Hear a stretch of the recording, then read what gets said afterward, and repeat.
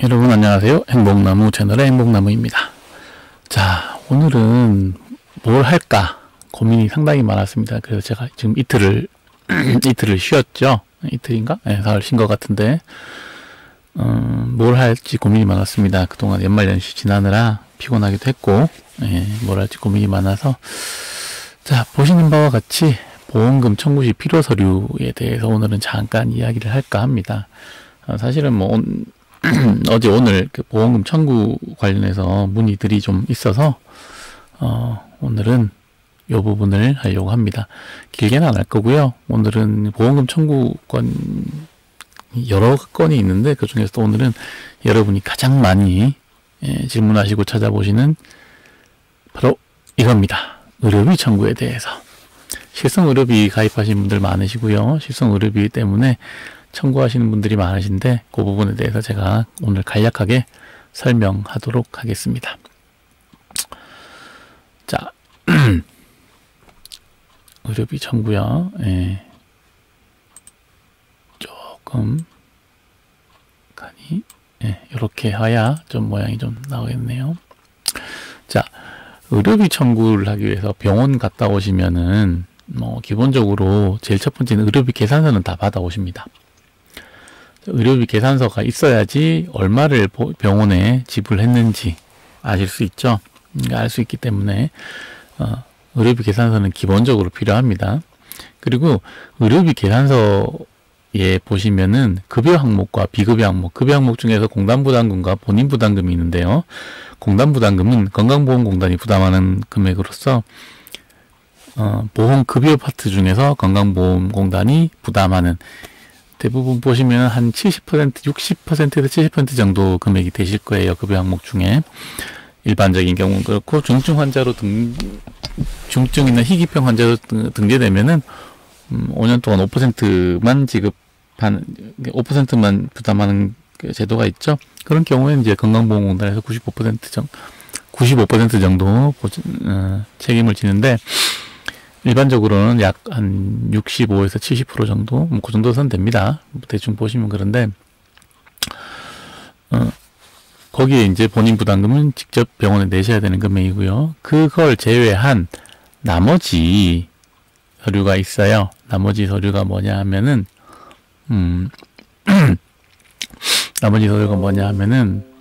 아이고, 뭐 또 페이스북에 알람이 떴네요.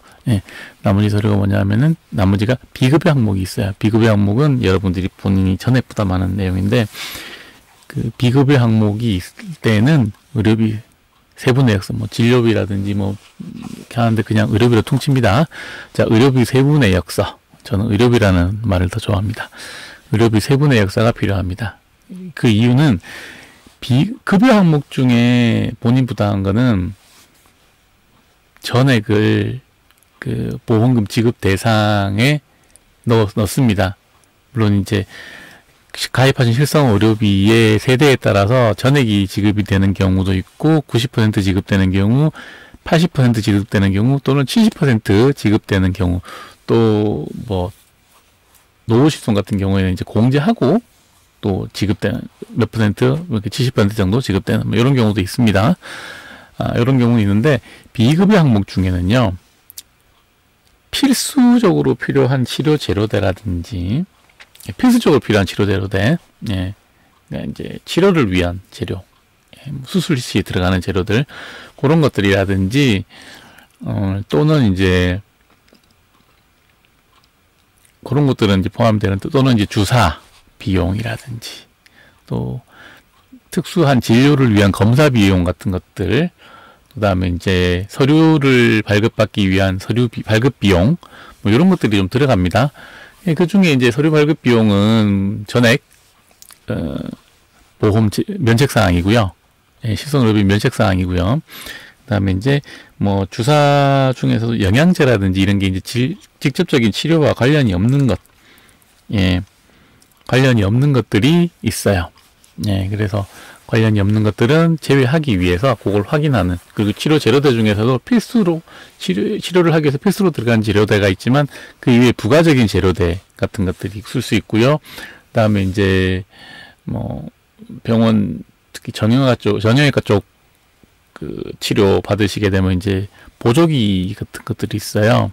예, 그런 보조기들은 그 면책사항입니다. 예, 면책사항이라 그런 것들을 확인하기 위해서 실제로 의료행위 중에 전체 의료행위 중에 이게 이 진료와 관련이 있는지 없는지 확인하기 위해서 세부 내역서가 필요하게 됩니다.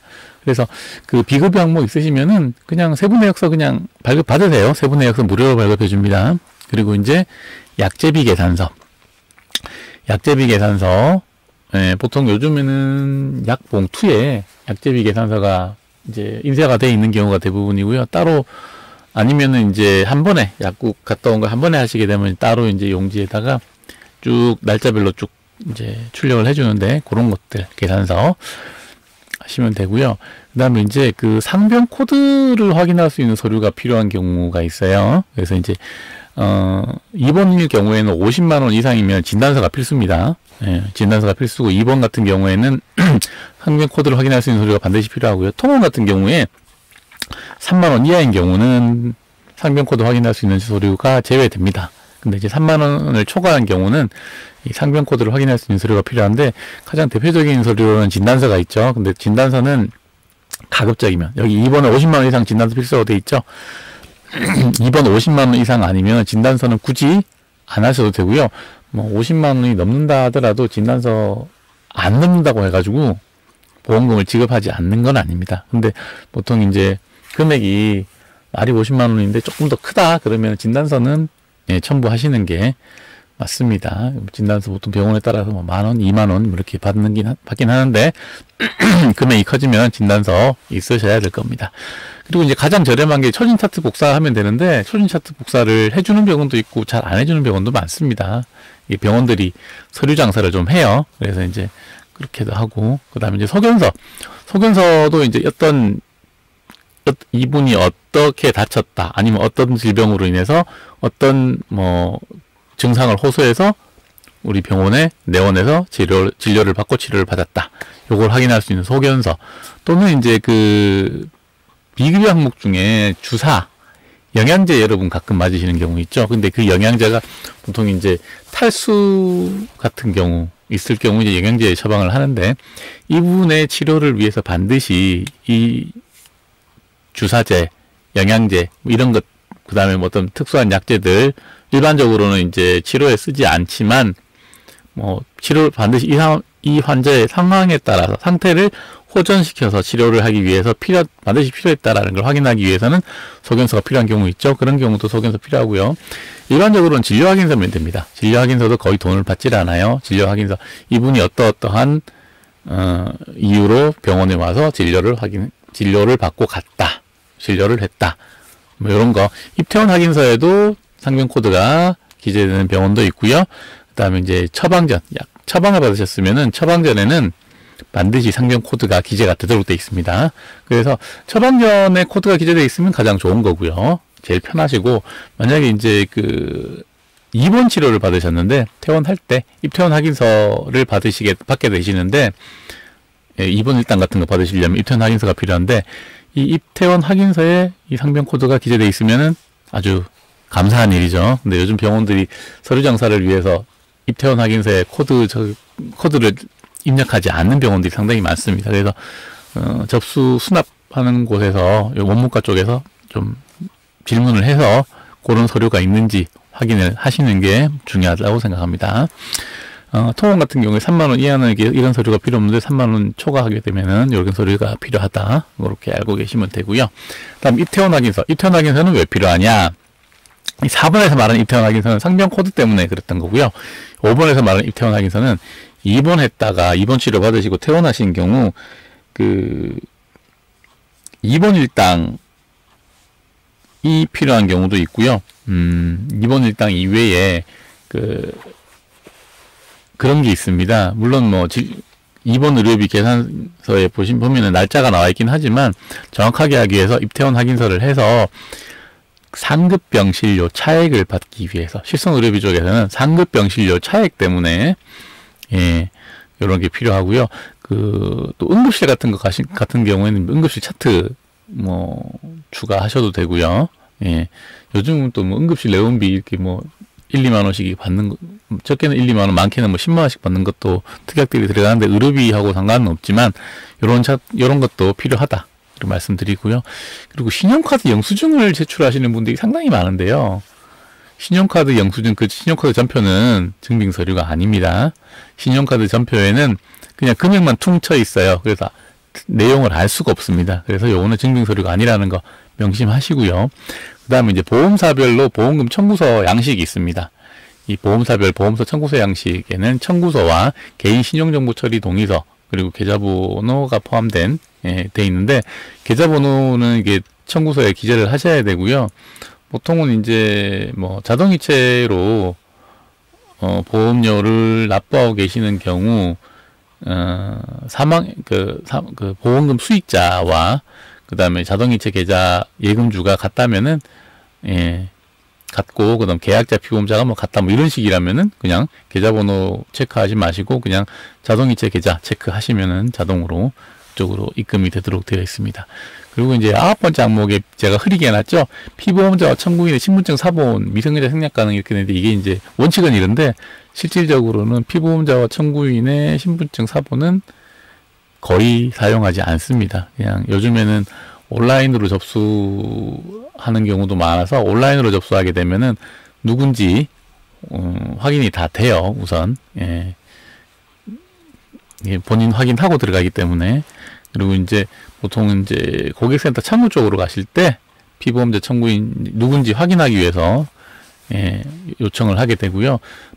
보험 설계사 그러니까 취급자 계약 취급자를 통해서 취급자가 자기 전산에서 온라인으로 입력을 한다면은 이런 것도 필요하지 않습니다. 자, 그리고 10번째 가족관계 확인 서류가 필요한 경우가 있는데요. 이게 그 배우자나 자녀 등의 보장 상품, 그러니까 이제 쉽게 말해서 그 피보험자와 수익자가 다른 경우 또는 그 피보험자가 미성년자라 그 미성년자가 그 보험금을 수령할 수 없는 사람이 없는 경우, 그러니까 이제 미성년자는 원칙적으로 이제 그런 법률 행위를 할 수가 없잖아요. 그래서 이제 그 뭐 일반적으로 미성년자라 하더라도 그냥 뭐 부모가 동의한다면은 미성년자 계좌로 다 입력을 합니다. 송금을 하기는 해요. 하는데 뭐 이제 원칙상 이렇다는 이야기고요. 이제 계약 그 수익자와 피보험자, 사망의 수익자는 피보험자가 되는 게 기본입니다. 근데 이제 다르게 지정을 했을 경우, 만약에 이제 뭐 미성년자인데 부모와 뭐 수익자가 동일인이다. 그러면 이제 부모니까 그냥 지급을 한다든지 이렇게 되는데, 요게 이제 다른 경우에는 이제 가족 관계를 확인할 수 있는 서류가 필요한 경우가 가끔 있습니다. 그리고 이제 중요한 게 이제 대리인 청구 시인데요. 오늘도 저랑 이제 상담이 상당히 길어졌던 고객 같은 경우에는 이게 대리인 청구 구조가 됐어요. 자녀가 피보험자고요. 모는 사망한 상태로 안 계시고 부가 계약자이고, 근데 이 부가 이 아버지가 경제적인 능력이 없고 금융거래를 하지 않는 사람이에요. 그래서 조모가 피보험자의 조모님이 보험료를 납부하시고, 그다음 피보험자는 미성년자입니다. 미성년자라 이 어쩔 수 없이 조모의 통장으로 계속 이제 보험금을 받아야 되는데, 이 또 계약상 사망의 수익자는 또 계약자와 같은 피보험자의 아버지로 되어 있습니다. 그래서 현금으로 받으면 안 되느냐고 말씀하시는데, 현금으로는 지급이 원칙은 안 되는데 억지로 한다면은 이제 그 고객센터로 직접 가셔야 돼요. 고객센터 몇 번을 왔다 갔다 하셔야 돼요. 그런 부분들이 있어서 그거는 좀 불편하시고 거의 불가능하다고 생각하시고, 이제 거동도 잘 안 하시는 분이라, 그래서 이제 그런 분 같은 경우에 매년 1년에 한 번씩 모아서 청구를 하시는데, 청구할 때마다 그 계약자이자 사망의 수익자인 그 피보험자의 아버지의 인감도장과 인감증명서 위임장에다가 작성하고 인감증명서 첨부하고 뭐 이렇게 했어요. 위임장 양식에 보험금 청구권자 이제 개인 신용정보 처리 동의서가 포함되어 있긴 합니다. 예, 그렇게 되어 있는데 그런 경우가 있었어요. 결국은 그냥 하던 대로 하자. 귀찮다 이렇게 말씀하셨는데 이게 뭐 처음에는 피보험자가 지금 17살, 18살 정도 되니까 그냥 피보험자를 사망의 수익자로 하자라는 의견이 나왔었는데 피보험자의 아버지, 즉 계약자분께서 그렇게 하지 말자. 예, 무슨 이유인지는 모르겠습니다. 그 피보험자, 그 미성년자인 피보험자의 어떤 상황에 문제가 있는 건지, 그 계좌에서 돈이 들어가면은 그 할머니께서 그 계좌를 관리하시는 걸로 아는데 무슨 문제가 좀 있나 봐요, 가족 간에. 그래서 이제 그냥 원래 하던 대로 그냥 하자, 불편하더라도 그렇게 말씀하셔서 조모님으로 돌리는 건 또 더 복잡하고 또 이 조모님이 연로하셔서 나중에 몇 년 뒤에 어떻게 될지 모르기 때문에 또 복잡해지잖아요. 그래서 이제 일단은 뭐 그냥 하자 이렇게 돼서 그냥 마무리가 됐는데 이렇게 대리인 청구 시에는 위임장 같은 것도 필요하고, 근데 위임장은 그 회사마다 양식이 따로 있습니다. 그 양식, 그 일반 위임장은 특별하게 뭐 민사서식이기 때문에 딱 정해진 서식이 없는데, 문제는 그 보험금 청구권자의 개인 신용정보 처리 동의서가 같이 붙어 있어요. 그래서 그것 때문에 그냥 회사별로 위임장 양식을 출력을 해서 그 작성을 하고 제출하도록 이렇게 하시는 게 간단할 겁니다. 예.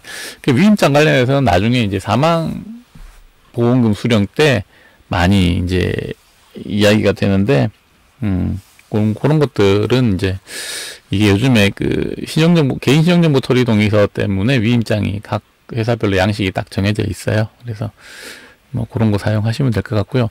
그 의료비 청구하실 때 요렇게 제가 오늘 두서없이 설명을 드린 것 같긴 한데, 청구하실 때 의료비 계산서, 세부내역서, 약제비 계산서 이런 식으로 쭉쭉 있는데 왜 필요한지를 생각해 보시면은 이런 서류가 필요하겠다라는 걸 확인하실 수 있고요. 요거 제가 오늘 올려드린 요거를 뭐 캡처하셔가지고 출력하셔서 사용하셔도 예, 뭐 쓰시는데 전혀 지장이 없으실 것 같아요. 예.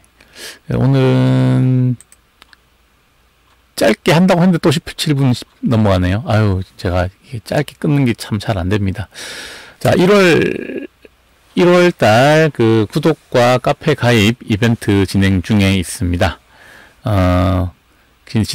이벤트 진행 중에 있으니까요. 자, 이벤트 참여하실 분들 하시고요. 자, 구독과 좋아요는 반드시 홀수로 누르시는 거 잊지 마시고요. 홀수로 눌러야 됩니다. 짝수로 누르시면 안 돼요. 홀수로 누르시는 거 잊지 마시고요.